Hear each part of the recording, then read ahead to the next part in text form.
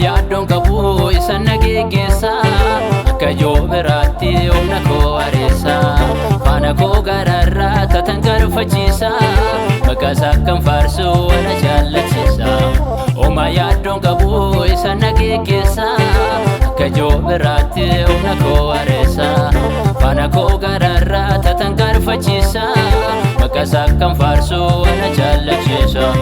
Ana jaallachiisa na jaallachiisa ana jaallachiisa na jaallachiisa na faarfachiisa.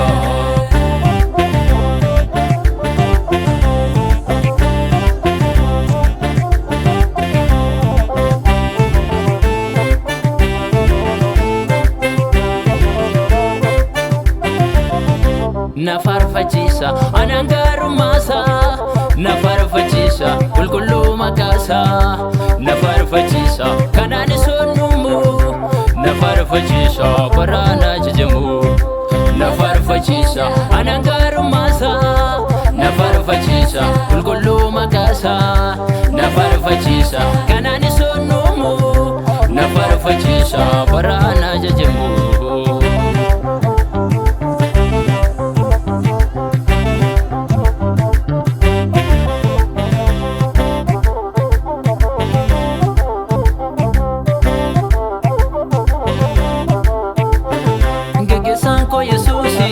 Ani sodaan qabu dura kiyya darbeera dhaala gare qabu haalli biyya lafaa kunis ana sodaachisu harka koo na qabee Yesuus inni na ceesisu.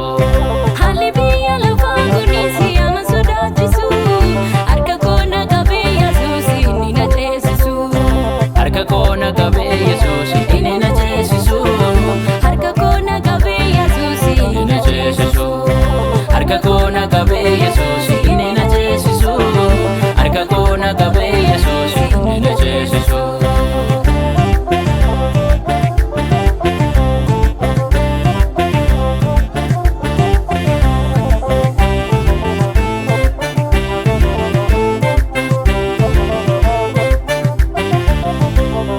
Mafaaniif farfaddoonni sadaa koo jiree galataan na dhaabeera sina koo geeddaree sagalee isaa ergeetu mudhii koo jabeessee diina koo walakkatti badinaaf qopheessee. Mafaaniin farfaddoonni sadaa koo jiree galataan na dhaabeera sina koo geeddaree sagalee isaa ergeetu mudhii koo jabeessee diina koo walakkatti badinaaf qopheessee. Diina koo walakkatti badinaaf qopheessee. Diina koo walakkatti badinaaf qopheessee. Diina koo walakkatti badinaaf qopheessee. Diina koo walakkatti badinaaf qopheessee.